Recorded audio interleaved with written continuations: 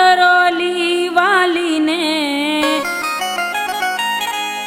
काहे करो अब देर बलम जी, काहे करो अब देर बलम, मैं तो पूज भवानी आऊंगी, मैं तो पूज भवानी आऊंगी।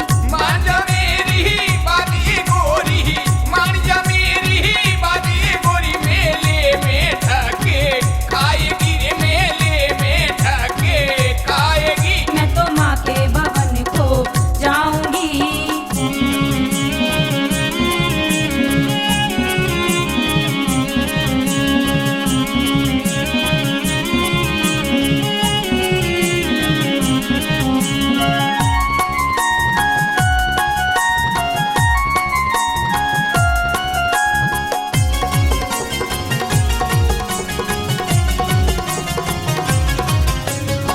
सास ससुर की सेवा कर ले, तेरे पाप सभी कट जाएंगे।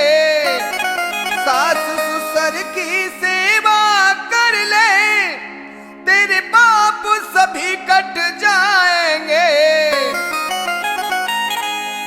मन मंदिर में ज्योति जगा ले, मन मंदिर में ज्योति जगा ले, मैया को यहीं पे पाएगी रे, मैया को यहीं पे पाएगी।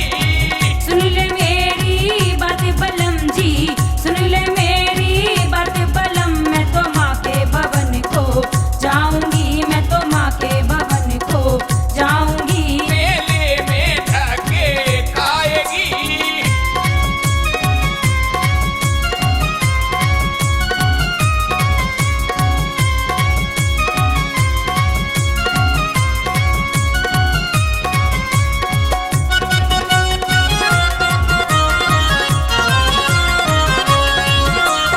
चंपा भी जारी, चमेली भी जारी, और जारी धनो हर प्यारी। चंपा भी जारी, चमेली भी जारी, और जारी धनो हर प्यारी।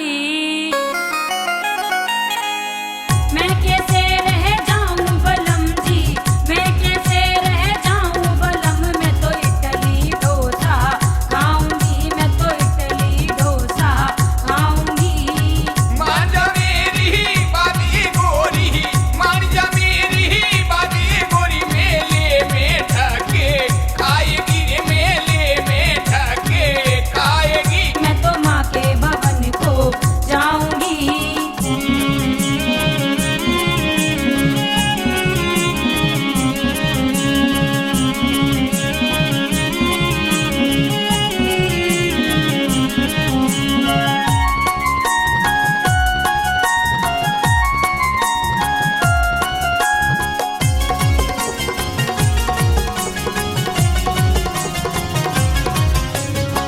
मेले में चल चल थक जावे, यह मेले न घोड़ा गाड़ी है। मेले में चल चल थक